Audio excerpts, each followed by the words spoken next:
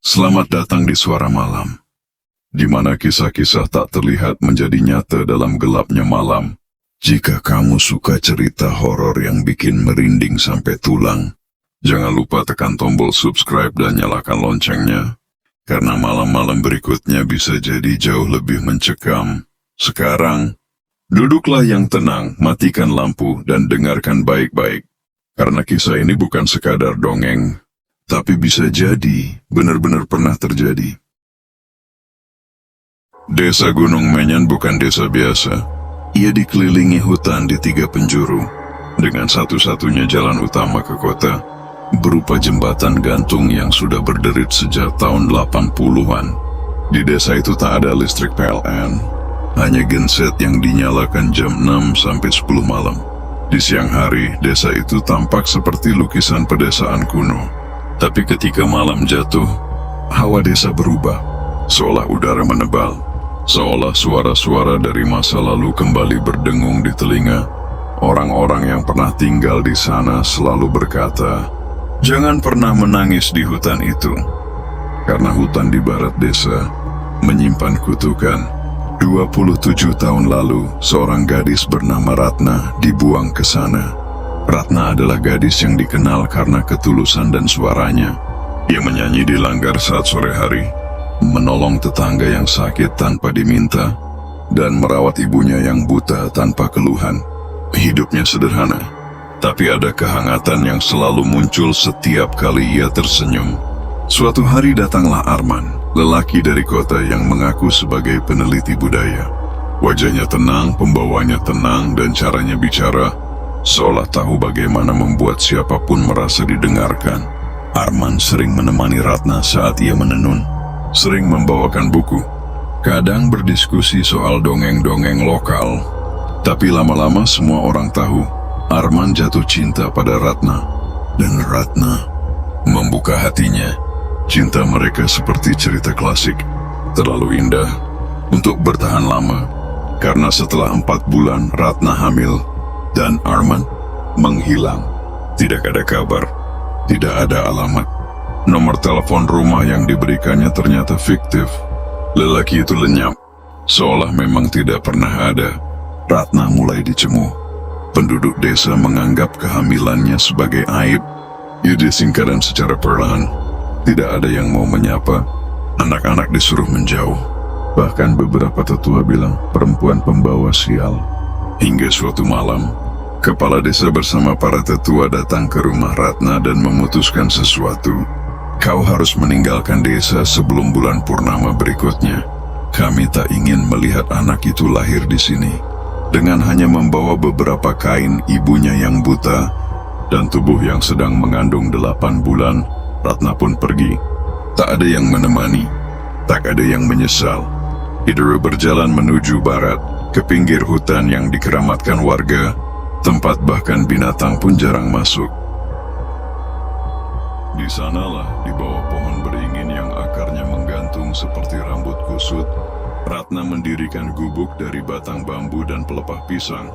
Di sanalah ia melewati malam-malam dengan nyamuk menggigit, udara dingin menusuk, dan rasa sakit yang makin kuat. Ibunya hanya bisa duduk dan menangis, mendengarkan anaknya yang mulai berbicara sendiri di malam hari. Kadang tertawa, kadang menyanyi dengan nada aneh, kadang memanggil nama Arman sambil menatap langit kosong. Malam kelahiran datang lebih awal dari seharusnya. Langit hitam, tak ada bintang, angin terhenti, tapi suhu tetap dingin menggigit. Ratna merintih, badannya menggigil, suara petir menggema jauh, seolah langit sendiri menolak menyaksikan apa yang akan terjadi. Dan akhirnya, bayi itu lahir, tapi tidak menangis. Bayi perempuan dengan kulit pucat dan tali pusar membelit lehernya. Ia tidak menangis, ia tidak bergerak, ia mati. Jeritan Ratna malam itu terdengar sampai ke ujung desa. Warga yang mendengar pura-pura tak tahu. Mereka menutup jendela, dan mereka menyalakan radio keras-keras. Mereka pura-pura tidur, tapi alam tahu. Burung gagak terbang berputar di atas pohon. Kupu-kupu hitam keluar dari dalam tanah. Dan pada saat fajar menyingsing, Api muncul dari tengah hutan. Gubuk Ratna terbakar, tapi tidak ada yang berani padamkan. Bahkan ketika asapnya menghitam dan ada suara seperti tertawa sambil menangis dari dalam kobaran api. Dan begitulah malam itu, lahir sosok yang hingga kini masih menunggu di hutan barat desa. Sosok yang terus menyusui bayi mati dari rahim yang terbakar. Sosok yang dulunya Ratna, tapi kini disebut sebagai kuntilanak. Ada luka yang tidak sembuh, karena bukan tubuh yang terluka, tapi jiwa yang dikubur hidup-hidup. Waktu berjalan, tahun berganti, tapi setiap malam Jumat Kliwon, suara tangisan bayi masih terdengar dari arah hutan. Kadang jelas, kadang hanya seperti desir angin.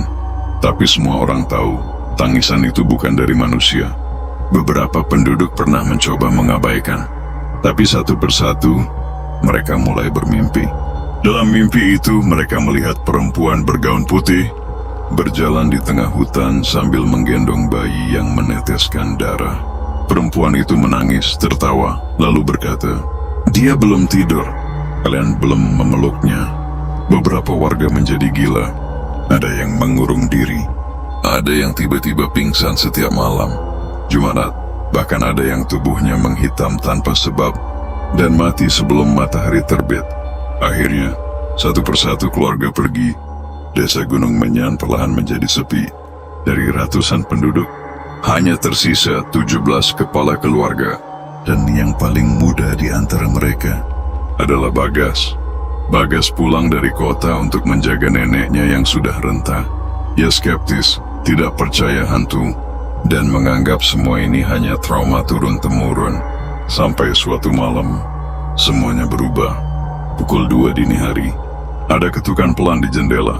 3 ketukan, lalu hening, lalu suara, "Mas, anak saya kedinginan, boleh saya masuk?"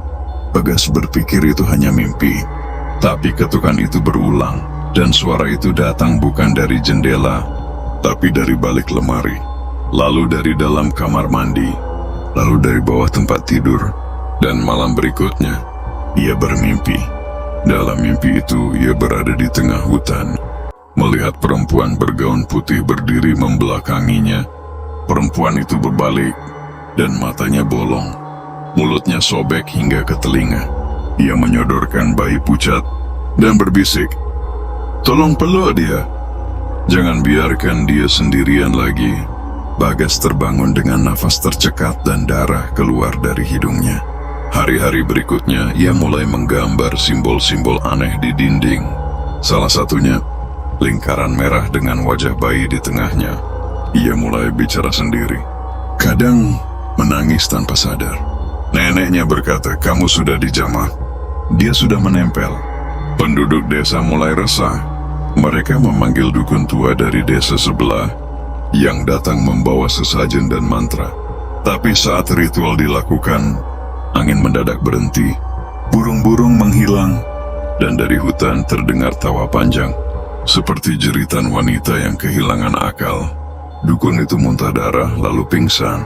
Ia tidak pernah bangun lagi. Bagas menghilang keesokan harinya. Hanya ditemukan bajunya tergantung di pohon beringin, dengan setitik darah di bagian dada. Tubuhnya tidak pernah ditemukan. Dan sejak malam itu, kuntilanak tidak hanya menangis. Ia tertawa. Tawa yang menggema dari hutan ke desa. Tawa yang terdengar seperti ibu, yang akhirnya merasa puas setelah anaknya diambil kembali. Ratna bukan legenda. Ia adalah peringatan tentang apa yang terjadi jika kita membuang seseorang yang hanya ingin dicintai. Malam ini jika kau dengar suara tangis dari kejauhan, jangan jawab, jangan buka jendela, dan jangan pernah berkata kasihan, karena rasa kasihanmu bisa jadi adalah undangan yang ia tunggu. Apakah kamu percaya kuntilanak hanya legenda, atau ada yang lebih gelap dari sekadar cerita rakyat? Tulis pendapatmu di kolom komentar. Jika kamu pernah mengalami hal serupa, kami ingin mendengarnya. Karena di suara malam, setiap bisikan bisa jadi awal cerita berikutnya. Jangan lupa like dan merindingkan. Dan bagikan kisah ini pada temanmu yang berani menonton di tengah malam. Sampai jumpa di malam selanjutnya. Kalau kamu masih berani mendengarkan,